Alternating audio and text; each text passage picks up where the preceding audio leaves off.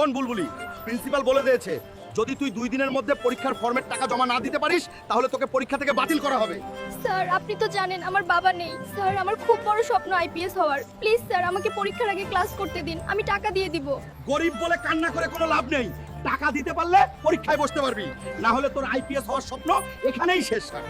আজকে টাকা নেই বলে আমি পরীক্ষায় বসতে পারলাম না, কিন্তু মনে রাখিস একদিন এই বুলবুলি নিজের ফ্রি কলেজ খুলবে, সব গরিবদের ফ্রিতে আইপিএস পড়াবে, ওয়াদা রইলো। শোনো গ্রামবাসী, বাংলাদেশের রপ্তানি করা লেবুর 2টা কার্গো শিপ মাছ সমুদ্রে ছিনতাইকারীর কবলে পড়েছে।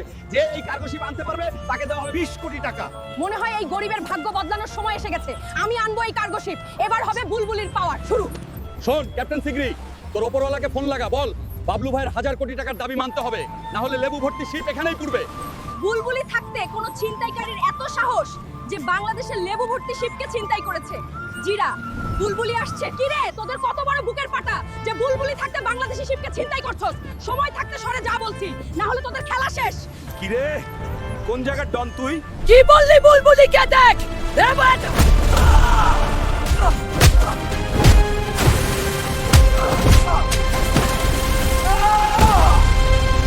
বুলবুলি এই নাও তোমার পুরস্কার, যাও এবার গিয়ে এনজয় করো। এনজয় নয়, এবার বুলবুলির আসল কাজ শুরু। বুলবুলি দেখিয়ে দেবে কি করতে পারে। গরিব বলে নিজের স্বপ্ন করতে পারেনি, তাই আজ গরিবদের জন্য বুলবুলি ইউনিভার্সিটি ওপেন। বুলবুলির কাজ ভালো লাগলে সাবস্ক্রাইব করে কমেন্টে বুলবুলি পাওয়ার লিখে যাবে।